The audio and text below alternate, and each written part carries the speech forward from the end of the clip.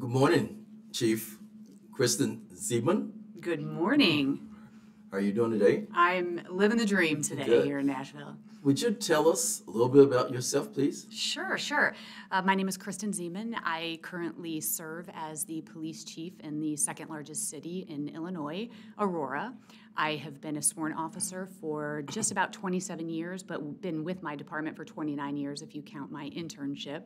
And I've been the chief there for nearly 5 years. Okay. And I'm sure you've looked at Nashville, studied Nashville, the police department here, I did. hoping to become chief. What aspects of the Metropolitan Nashville Police Department would you seek to change if you're selected as the city's next police chief? So when I started looking, when I saw that this opportunity was presented, I, of course, delved into the Nashville Police Department. Now, having said that, I've been a tourist of Nashville my whole life. This was my first vacation that I took as a child. My parents brought me to the Grand Ole Opry, and so I was country when country wasn't cool. And so throughout the years, we brought our family back. We just spent my daughter's 21st birthday, so I was one of those annoying people, in downtown touristy, doing all that stuff. But when the opportunity presented itself, naturally, I started to look at Metro Nashville Police Department with new eyes, those not of a tourist, but those of public safety. And so I will tell you, in my recon and looking at the PD, I did note that Nashvillians are very fortunate to have such a professional police department. And I say that through all of the research I have done. The policies and practices are sound, procedures are in place, and it was very apparent to me that the department has been run with a calm and steady hand. However, when you look at things, you also see that even being CALEA rated is the gold standard of law enforcement, and that's wonderful. That's a great position to be in.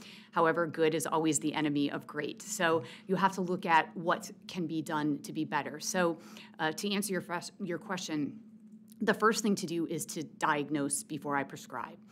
Some of the things that I have noted is that there is a distrust in the community, especially in our underrepresented communities. Our Black and brown brothers and sisters have a lack of trust, not just here, but across the nation. But that's the first thing that we need to address.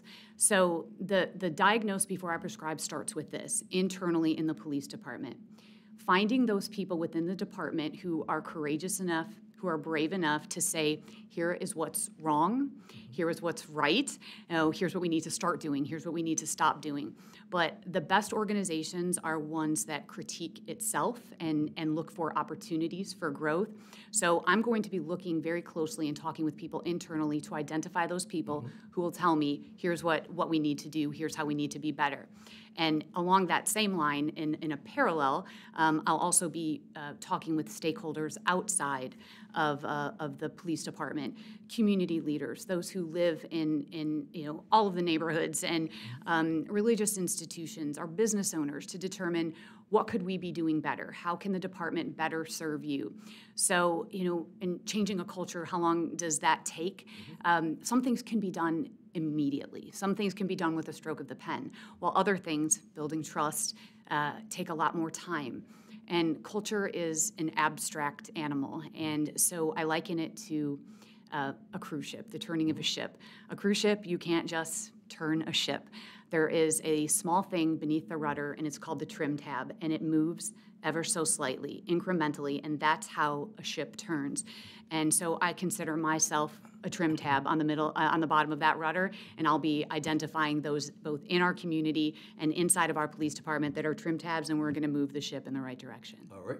Could you talk some about your past experiences with organizational cultural change and strategic planning, and how would you draw on those experiences to make our police department better? Right. Well, cultural change, again, abstract. I've come up in my police department, again, have been there for 29 years in totality. But you can start affecting change in culture wherever you're sitting. And I was fortunate enough to be able to move up into my organization into positions of leadership where I felt I could create greater change. Policing is my passion. Policing is my passion for what policing can be. I believe in what policing can be. When we are at our best, when we are safeguarding the community, that is when a community and a police department comes together and the whole city is elevated because of it. So in my tenure, becoming a lieutenant and then the patrol commander, where I had the greatest span of control, albeit second in command, that's where I started making changes in culture, where we started moving away from what I call productivity and bean counting, because that leads to over-policing. So I was more focused on solving problems inside a neighborhood. Let's figure out what the root problem is and let's determine how to fix it. So I would like to think that I'd been doing that for many years before becoming chief. But the truth is nothing prepares you to become the leader of an organization. You always think that, I can do this when I get into that big chair, but there's so much that needs to be done. And when I made it to chief, I understood the responsibility I had for our agency and to change the culture. And the first thing in changing the culture is to set goals for it. And one of the first things I did was set a goal for community engagement. And then strategic planning. You have management and you have leadership, and both are equally important. So on the strategic planning side, we had to look at systems, processes, policies, making sure all of those are sound. But on the community engagement, that was a little more difficult because it's more difficult to quantify. It's difficult to have a human interaction and then say that engagement occurred. And I don't want to count those things because I want those to be qualitative. But that was the first goal that I set. And I watched over the 5 years as I became chief, I watched as officers who weren't so sure about buying into community engagement, we made a business case for it, and we made the case of humanity. And I had officers come to me and say, listen, I wasn't so sure about that community engagement, but it's reinvigorated the reason that I raised my right hand and got into this service profession of law enforcement. And so it's a force multiplier. And so I think that is how you start to change a culture, is to bring people into your ideas, set your vision. You cannot blow an uncertain trumpet, so you have to continue to repeat that mission and that vision for the department, and then bring as many people over as you possibly can. Soon there's a tipping point, and then there's a movement. And the others that didn't buy into it, what happened to them? So there is, it's the analogy of get on the bus, or you're going to get run over. But, we're moving, whether we use the bus or the ship, we're all moving in the right direction. But what I have found is that even those who are the least resistant find themselves the only ones left on the shore, right? When that ship takes off and you no longer have the horizon in view, they're left there, and they're going to jump on because everyone else has. And that's been my experience in changing the culture. Sometimes it takes a little while for that tipping point to occur, but when you can win people over through thoughtful purpose and again constantly touting the mission and reminding people why we're here, I think that matters. Nashville's police department sworn officers are currently 73.6% male white. And when you add white women, it goes up to 81%. Mm-hmm.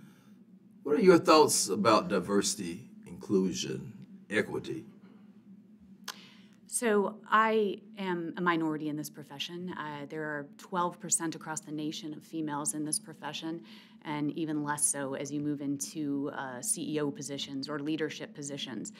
I came up in a department predominantly run by white males.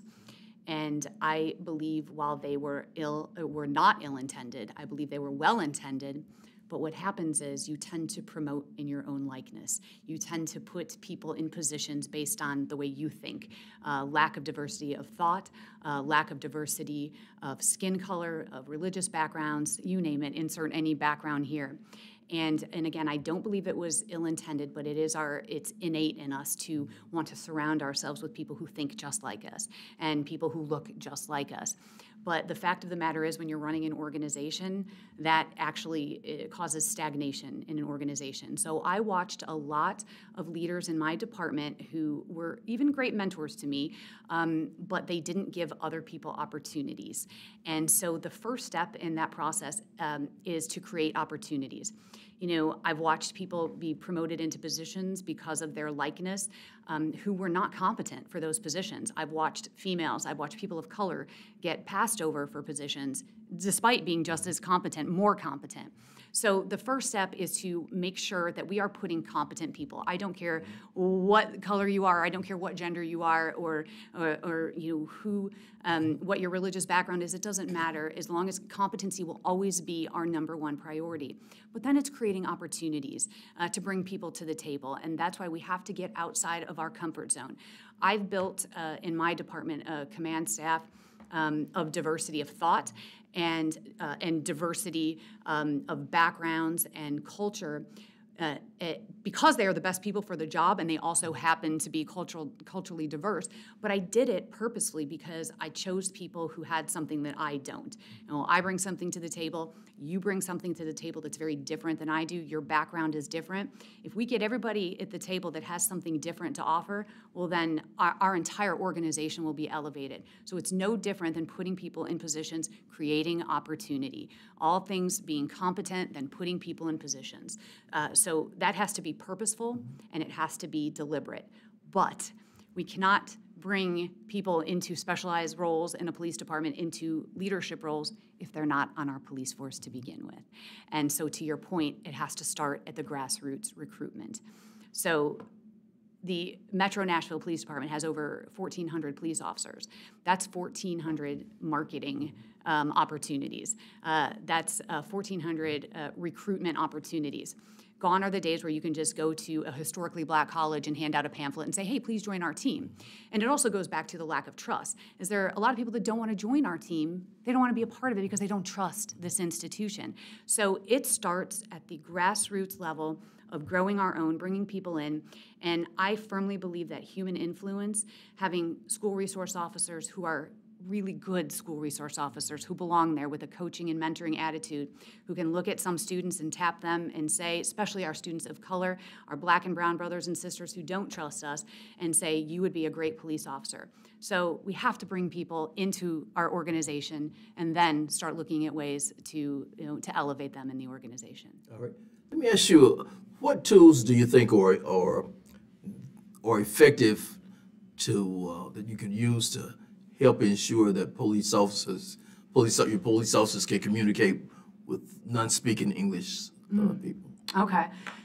So the utopia, of course, is to have bilingual officers, the multilingual officers. So that's, of course, the utopia, but that's pie in the sky. We don't necessarily have that. So we are fortunate enough to be living in a time and place where technology can assist us with that. The community that I live in is over 50% Latinx and Spanish speaking. So I rely on my translation app to have conversations, and it actually can be kind of fun and entertaining to do that. But language is only a small part of it. And, if we can learn a person's language and speak with them in their own language, there is nothing, I think, better than that. But falling short of that, we can still learn culture. And so it would be my priority to listen to all of our residents and their backgrounds. And, I'm a firm believer in bringing people in. I've had people come into our department from the Muslim community, from the Jewish community, and of course from, our community leaders to come in and tell us a little bit about their culture and their background. And I think oftentimes people have this mentality of, I'll tolerate someone who's different. I have absolutely no use for tolerating a human being. My position is that we embrace our differences and we understand that our police department serves all people, not just the majority of people, but all people. So educating about culture and learning about differences is, I believe, the way that we do that. Okay. Last year, the Metropolitan Nashville Police Department used force 299 times. Of those, 181 involved black suspects. What would your approach be to the use of force? And can you talk about any experiences that you might have had in trying to reduce force, the use of force? Absolutely. That's always our number one priority, is to do our jobs, which the very nature of our jobs is called law enforcement, for enforcing the law. But to be able to do that in an equitable way, and the best outcome is an outcome that we don't have to use force. So the first thing that I would do, and that I have done in my police department, I would do the same thing, is to look at every use of force incident and determine, was it justified? Every single one. And we do that. And, you first of all have to understand the psychology of people in law enforcement. And the first thing that we're taught in the academy is that there are three kinds of people. There are yes people, there are maybe people, and there are no people. And again, just by the nature of law enforcement, the yes people, that's easy. Sir, please put your hands behind your back, you're under arrest. Sir, please step out of the car. Yes people, no problem, you're doing that. Maybe people are a little more like, why? Why did you pull me over? Why are you asking me to get out of the car? You have to work with them. And then no people are just what we imagine. They are not going to comply no matter what we say or do, and they're going to resist in some way. So I look at use of force in that we have to get the no people to the maybe, and hopefully to the yes. So, the very concept of use of force is the fact that we are able, under the United States Constitution, to use force. However, it has to be under the policy, under law. It has to be along with the force continuum. We can only use force when met with force to protect ourselves or someone else. So that has to be the parameter. So first of all, what we have to do is train. I cannot say that enough. Our officers can reduce the use of force numbers by training our people. And by training, I mean very specific and purposeful training, scenario-based, experiential training. And what I mean by that is we send our officers into scenarios that we borrow from the headlines. What has happened across the nation that have gotten police officers in trouble, that have gotten police officers making grave mistakes?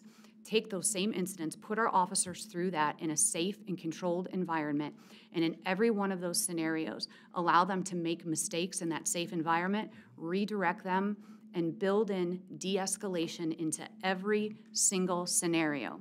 I firmly believe that you play like you practice. So when we have our officers going through these training scenarios, they will go out on the street and they will do the right thing. But having said that, I also want to point out that training and de-escalation is very important, and we have all these tools. We use the tools of incarceration, all of these tools afforded to us, but sometimes we forget that the greatest tool that we have is our human influence. And sometimes police officers, I've seen them go right to force when they could have spent more time using their human influence by getting that person from a no to a maybe to a yes. So we also have to concentrate on communication and slowing down the time that it takes in an incident. We don't have to jump right to force. If no one is being harmed in the moment, let's slow down and let's figure out if we can de-escalate this situation using our words. I've always thought that it's best to talk people into handcuffs. So those use of force, we also have to make sure that it's being applied equitable. So if you mentioned the numbers and the percentages, an excessive force is, no matter on whatever the human is unacceptable. So I want our officers to know that I stand with them when they are right, but I will part with them when they are wrong. So when that use of force perhaps is determined not to be justified or applied with inequity, perhaps to someone of color and maybe not a Caucasian person, we have to look at those incidents, and then that accountability has to be swift and it has to be transparent. We have to send the message, and that is the message that I do stand with you when you are right, but I will part with you when you are wrong. Okay. 2 years ago, Nashville voters created one of the strongest community oversight boards in the country. Would you please explain or help us understand your approach as chief to a community work done by the Community Oversight Board and other organizations such as NOAA and now the mayor has appointed the Police and Policy Commission? Sure. Your thoughts? Yeah, absolutely. I think that the police department cannot operate under a cloak of secrecy. There has to be transparency. And I liken it to the thin blue line. The thin blue line is something that all police officers understand. It's this symbol, right? You've seen it on a flag, the thin blue line, and it denotes honor and integrity and pride for our profession. However, that same thin blue line has been eroded, and others see it, people who don't trust us, see it as symbolic of a line between us versus them. They see it as a line of cloak of secrecy. They see it as a line of protect at all costs, no matter what, protect the police officer. So I view the oversight board and the commission as a way to bridge that gap and to bring people in so they can, number one, learn. I think it's an educational tool for both sides. So I think for us in law enforcement, we tend to be very law enforcement centric, right?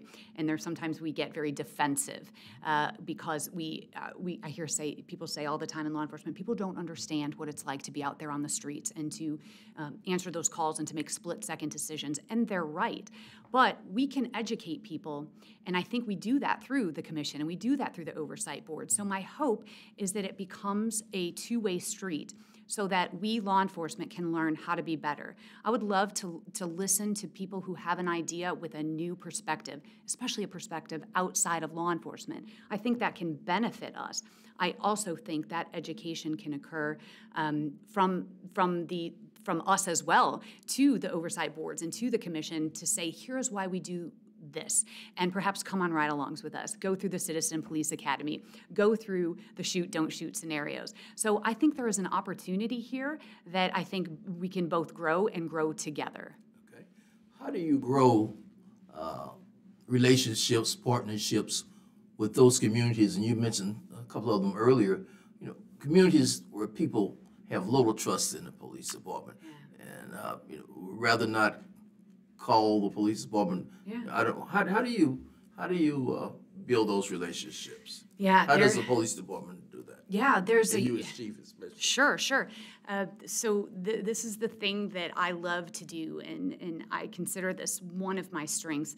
I could throw a bunch of buzzwords at you, community policing, community engagement, co-producing policing. There are all these fancy words to basically describe rolling our sleeves up, identifying who is harmed in the community, having spokespeople from those communities sit down with us just like you and I are sitting here talking right now, and me leaning in and saying, how can we be better? How have you been harmed by the police department, and is there some way that we can be better? The police department has to listen to what these harms are. And whether real or perceived, in some cases, feelings are feelings. And so we have to be sensitive to that. So what we need to do is bring people to the table and find out. A lot of people I hear, they're word salads touting community policing, but they're not actually doing the work. Showing up is doing the work. And also having liaisons with our police department so people know who to call, especially from every particular community, and building bridges with people who don't trust us. The only way to get to trust is to start trusting, and that's a difficult thing to do. And I'm not going to tell you that it will happen overnight because I know it won't. But what happens is when you look at us in uniform, sometimes you see just the uniform, and it's easy to hate from far away. But when you lean in and you meet some of these police officers, and police officers meet the people that they serve in the community, it's a lot more difficult, to have that blue line or whatever line or that disconnect, because we're people and we all want the same thing. Every single police officer wants to have a safe community. Every single person in our communities, especially those violent communities where we're suffering from a lot of gun violence, they want a safe community as well. So we have to come to the table, roll up our sleeves, figure out what the problem is, how the harm and why the harm is taking place, and we have to do the work. Period. There's no shortcut. Okay. What is your approach to building partnerships with the LGBTQ community? Any different than other communities? No, I would say, insert any community here. This is how we identify. This is going back to what I said about culture, and how we identify. I'm part of that community. And, so how we identify and all it comes down to is feeling as though we belong in this city, that everyone who lives here, who works here, who plays here belongs, no matter who you worship, no matter who you love, no matter what color your skin is, no matter whether you're a police officer or a resident here. It doesn't matter. We all want to belong, and we all want to get to a place of peace where there is no violence. That's, of course, the utopia. But we have to work towards that together. So what I would do is identify, that's about strategy. Strategy is, again, not just saying we tout, we have a liaison. Well, that doesn't work if there's no conversation between anyone from the police department. So the strategy behind community is building a police department that has someone available so every member or every group from the community can partner or knows who to call from MNPD. I know exactly who that liaison is, and I'm going to give them a call. And then we add, nonprofits, we add social service agencies, and we add all of these people to the table. And that is where real change happens, is when we're all at the same table trying to get to the same place. There is no us, there is no them, there's only we. Is it hard to get most police officers to buy into that policy? I don't think so. I haven't found it. As I mentioned earlier, there's resistance to it. You still have very traditional-minded police officers that just the facts, ma'am. I really don't, want to do anything. I don't want to invest any time. But I will tell you, the majority of the police officers have entered into this profession because they want to serve, and they've entered into this profession to make their community better, and this, dare I say this, the best cops I know, even the biggest and baddest and most muscular, understand that compassion and empathy are what make good police officers great, and it's what sets them apart. And the best part about that is by having empathy and compassion for the people that we serve, that is a force multiplier in that now you have witnesses that come to us. It's a better crime-solving tool because now you'll come and talk to me because you trust me. And we're not having victims afraid to call the police. We're not having witnesses not come forward. So community engagement, leaning into the residents that we serve, is actually not only does better for our own mental health, but it also helps us solve crime. So, it's just part of this collective ecosystem. And if you don't buy into it, I'm not so sure you should be in the profession if that's not your philosophy, to serve and guard. Let me back up a minute. You in your comments just a few seconds ago, you said the biggest, the baddest. Do police officers have to be the biggest, the baddest? So we're talking about diversity and inclusion. Yeah. How do you encourage more people people my size? Yeah, I thought I was 5'7". Somebody measured me and said, "No, you're 5'5". You never been 5'7". Or women. How do you get more people to recruit more people who may not be the biggest and the baddest? Yeah. How do you tell them that there's a role for them? Of course they have to be the biggest and the baddest. Have you looked at me? I mean, come on. No, of course not. And, and that's how policing has evolved, by the way. Modern policing, when it first started, was recruiting. There was an age, or there was a height and weight requirement, and recruiting mainly from the military. Well, we found very quickly that doesn't serve our purpose. And so I don't care how big you are. And as I said, as I use that as just kind of, a lot of people have this notion that police officers, big and bad. I call it the mirrored sunglasses and attitude, kind of persona. And the truth is that the most effective people, the most effective police officers on the street are the ones who, again, spend more time using their human influence before going right to force. Spend more time listening to the problem, slowing down, seeing people as people, talking to people and not down on them. Those are the most successful police officers, and I don't care if you're 5 foot or you're 7 foot tall. The skill set to become a police officer is to be a problem solver, a listener, And I will say, there are times, however, that you're gonna have to run towards gunfire. So I don't care what your stature is, but you also have to be a person of action. You also have to be a courageous guardian, because we do need people that are going to run towards things that other people will not. I had a mass shooting in my city. 5 of my officers were shot. 5 people were killed. My officers were shot saving those people from the shooter. And so there is this guardianship that we have to adhere to, but at times when the defecation hits the oscillation, sit with that one for a minute, we have to have people who are action-oriented, who want to go in. But again, it doesn't matter what your stature is. Okay. Nashville currently has a butt-in or developing pre-arrest diversion program. and it's home to a new 24/7 crisis treatment center for individuals with mental health crisis. What role would you develop for the Nashville Police Department in relation to individuals with mental illness or in mental health crises? Yeah, that's a major issue for our police department. And, in my department, we looked and we have over 40% of our responses are for people in mental health crisis. And so, this has fallen on the shoulders of law enforcement.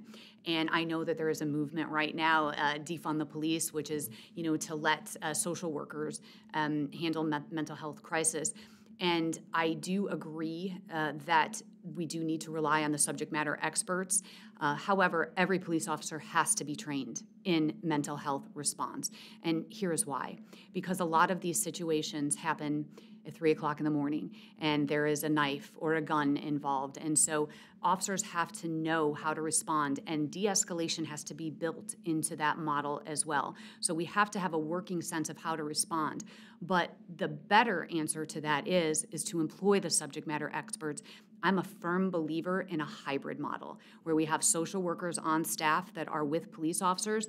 And if we can take a step back when someone is in a mental health crisis and they're not harming themselves or someone else, if time is on our side, then let's let the experts deal with this person and hopefully, resolve the situation so that the outcome is that they get the help that they need, no one is harmed.